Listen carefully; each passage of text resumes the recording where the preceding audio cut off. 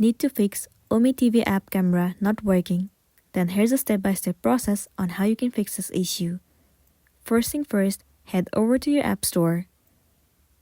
And then in the source bar, you have to search for Ome TV. Moving to this app, right here instead of open, if you see the option of update, then your application is not up to date, and it might be one of the reasons that you're facing this issue. If that's the case, simply click on update and update your app. Once done, the next thing you want to do is move ahead to the settings of a device. Head over to General and then move into iPhone Storage.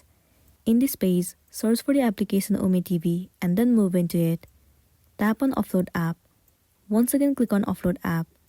It will clear all the cache and the storage of the application.